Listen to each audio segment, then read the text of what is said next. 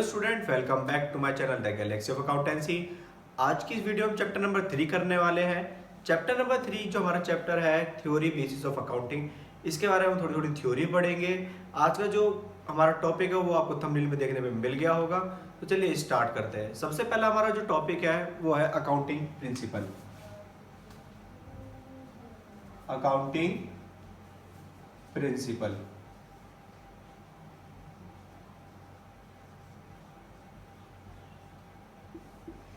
सबसे पहले हमें समझना पड़ेगा ये अकाउंटिंग प्रिंसिपल आखिर है क्या। अकाउंटिंग प्रिंसिपल समझना बहुत आसान है। अकाउंटिंग प्रिंसिपल्स होते क्या है? प्रिंसिपल्स होते हैं जो हमें सिद्धांत दिए जाते हैं, ठीक है। लेकिन इसको हम समझते हैं 3 मेन पॉइंट से, और ये 3 मेन पॉइंट्स ही बहुत ज़्यादा इजी पॉइंट्स है। सबसे पहला पॉइंट जो इसके अंदर आता है, अकाउंटिंग प्रिंसिपल क्या है? ये रूल्स हैं। अकाउंटिंग प्रिंसिपल्स क्या है? ये सारे के सारे रूल्स हैं। फिर second which is conduct adapt by an accountant.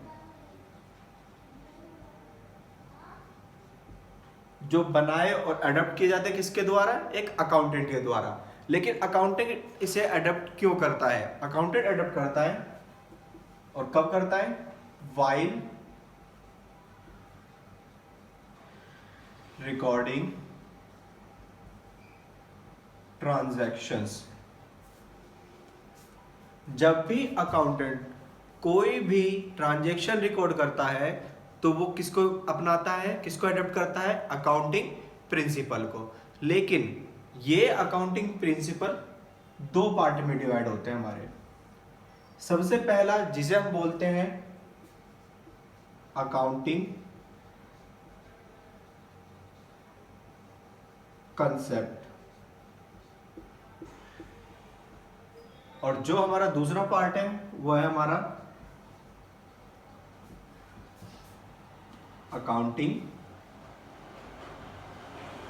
Convention. एक हमारा हो गया अकाउंटिंग कंसेप्ट और एक हो गया अकाउंटिंग कन्वेंशन। अकाउंटिंग कंसेप्ट और अकाउंटिंग कन्वेंशन के बारे में हमने अपने चैप्टर नंबर 1 में ही पढ़ा था। यहाँ पे हम थोड़ा उसको डीपली पढ़ रहे हैं। सबसे पहला इसमें जो हमारा पॉइंट दे रखा है अकाउंटिंग कंसेप्ट। अकाउंटिंग कंसेप्ट्स क्या होते हैं? ये हमारी होती है basic assumption.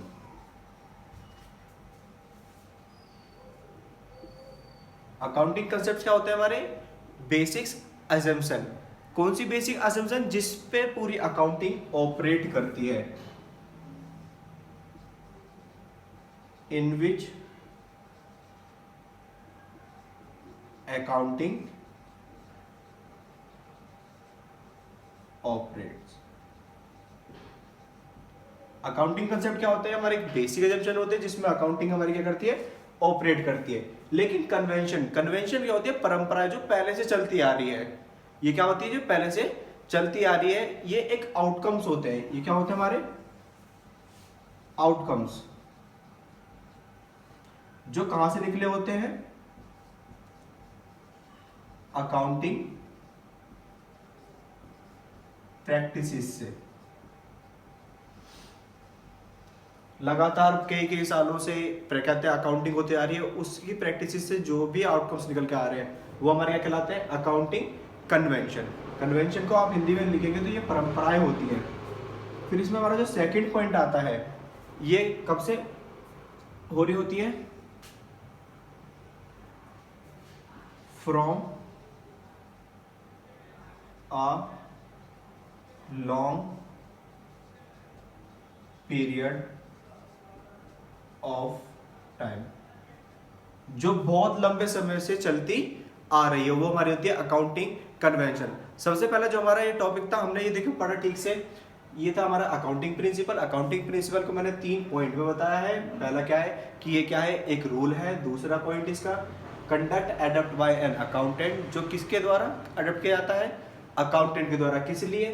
While recorded transaction, जब वो ट्रांजेक्शन को रिकॉर्ड करता है। लेकिन ये अकाउंटिंग प्रिंसिपल 2 पार्ट में डिवाइड होते हैं जैसे आपको दिख रहे होंगे यहाँ पे। पहला आपका अकाउंटिंग कंसेप्ट एंड दूसरा है अकाउंटिंग कन्वेंशन। अब मैंने अकाउंटिंग कंसेप्ट बताया। अकाउंटिंग कंसेप्ट क्या है? आपका बेसिक एजम्पशन। अकाउंटिंग कंसेप्ट आपका क्या है? बेसिक एजम्पशन, जिसमें क्या होती है हमारी अकाउंटिंग ऑपरेट करती है। लेकिन अकाउंटिंग कन्वेंशन क्या है? ये क्या होते हैं? आउटकम्स होते हैं जो अकाउंटिंग प्रैक्टिसेस से मिलते हैं हमें। अकाउंट की प्रैक्टिस करते करते जो हमें आउटकम्स मिलते हैं वो हमारे क्या होते हैं? Accounting convention. ये फ्रॉम अ लॉन्ग पीरियड से, बहुत लंबे पीरियड से चलते आई कन्वेंशन होते हैं। तो देखिए अब हम पढ़ते हैं हमारा फीचर्स ऑफ अकाउंटिंग प्रिंसिपल। हमारे अकाउंटिंग प्रिंसिपल के क्या क्या फीचर है उन्हें भी हम पॉइंट्स पे लिखाएंगे और बहुत इजी टर्म से लिखवाएंगे। लेकिन इससे पहले मैं आपको बता दूं कि जैसे ही हमारे चैप्टर चल रहा है, चैप्टर नंबर 3, आपने प्रीवियस चैप्टर पढ़ा होगा चैप्टर नंबर 2, उसके नोट्स मैंने डिस्क्रिप्शन में पिन कर दिए थे, आप वहां से डाउनलोड कर सकते हैं।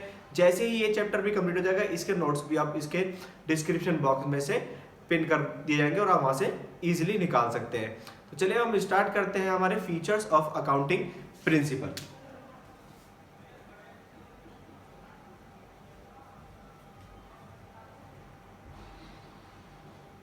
Features of accounting principles.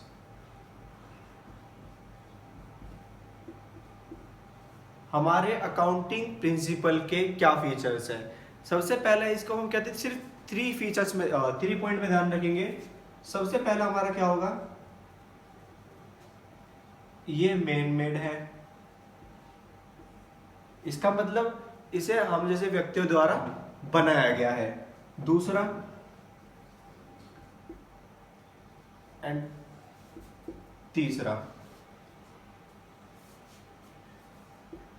Flexible in nature. ये नेचर के अकॉर्डिंग फ्लेक्सिबल हो जाते हैं, इसे हम कहते हैं किसी भी तरह से बदल सकते हैं, लेकिन अकॉर्डिंग टू नेचर, जब हमें जरूरत पड़ेगी तभी। तीसरा है जनरली एक्सेप्टेड। जनरली एक्सेप्टेड का मतलब है कि ये हर जगह ज्यादा एक्सेप्ट किया जाते हैं, हमारे हर जगह ज्यादातर यही अकाउंटिंग प्रिंसिपल फॉलो किए जाते हैं। ये था हमारा फीचर्स ऑफ अकाउंटिंग प्रिंसिपल। इसको 3 पॉइंट में मैंने क्लासिफाई करा और ये 3 ही पॉइंट आपके लिए मोस्टली इंपॉर्टेंट है। इसके बाद हम पढ़ेंगे हमारा टॉपिक बेसिस ऑफ अकाउंटिंग।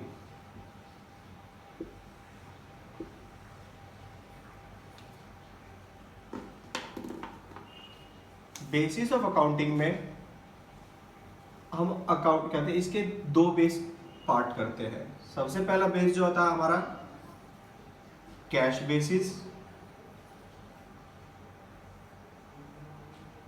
और दूसरा होता है हमारा एक्रूअल बेसिस। हमारे अकाउंटिंग के केवल यही 2 बेस होते हैं जिसमें आपको बता रखा है, या तो होगी कैश बेसिस या फिर हमारा क्या होगा? Accrual basis. अब सबसे पहले हम समझते हैं हमारा कैश बेसिस क्या होता है।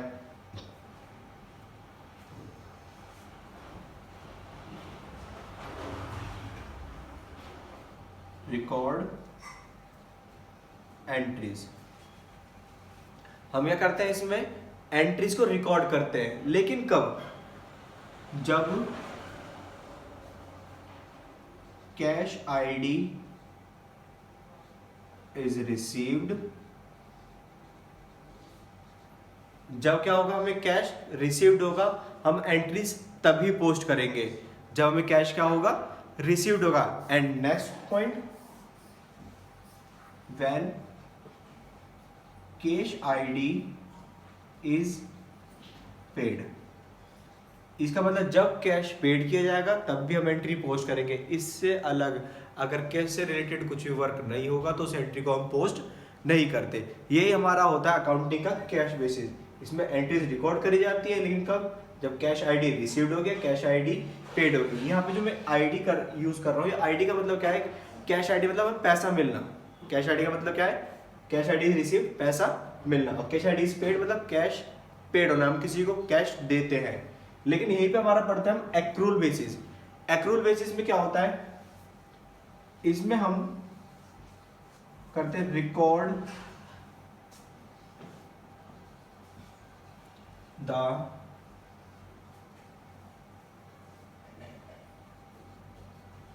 Effects of transaction. यहां पे हम ट्रांजैक्शन के इफेक्ट्स को रिकॉर्ड कर लेते हैं। दैट्स मीन जब भी ट्रांजैक्शन हो रही है, चाहे वो कैश में हो रही है चाहे वो उधार में हो रही है, उसे हम जनरली जल्दी से रिकॉर्ड कर लेते हैं। जरूरी नहीं है कि जब कैश रिसीव्ड होगा कैश पेड होगा तभी हम इसको रिकॉर्ड करें। ज्यादातर हमारी जितनी भी कंपनी होती है इसी बेस पे काम करती है, एक्रूल बेसिस पर। हमेशा ट्रांजेक्शन तब रिकॉर्ड करी जाती है जब वो हो जाती है, उसके इफेक्ट्स को रिकॉर्ड किया जाता है ओनली। ये नहीं कि जब कैश पेड होगा या कैश रिसीव्ड होगा तभी ट्रांजेक्शन की जाए। सबसे पहला पॉइंट आपका इसमें ये हो गया, record the effects of transaction. Second point है इसमें revenue and cost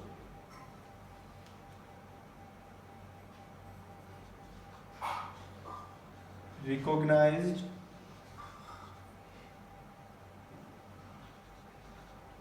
when they are occur, not when they are received and paid। Revenue और कॉस्ट को कब रिकॉग्नाइज कर लिया जाता है? जब वो होते हैं, जब वो ऑक्योर मतलब जब वो होते हैं, तब नहीं जब वो रिसीव्ड होंगे या जिस टाइम वो पेड होंगे। इसको हम तभी कर लेते हैं जिससे ट्रांजैक्शन के इफेक्ट्स हमें पता लगते हैं। हम कैश आने का या कैश जाने का वेट इसमें नहीं करते हैं। ये था हमारा कैश अकाउंटिंग बेसिस का एक्रूल बेसिस। ठीक है, एक्रूल बेसिस हमने यहाँ पे समझ लिया है। अब आप इसे नोट कर सकते हैं। सो आई होप सो स्टूडेंट आपको ये वीडियो पसंद आई होगी। अगर आपको ये वीडियो पसंद आई और सब कुछ इसमें समझ में आया है तो इस वीडियो को लाइक करें, शेयर करें, कमेंट करें। और अगर आप इस चैनल पर नए हैं तो इस चैनल को सब्सक्राइब करना बिल्कुल ना भूलें। आप हमारे साथ बने रहें ताकि आपको अपने लेटेस्ट अपडेट वीडियोस मिलती रहे। Thank you.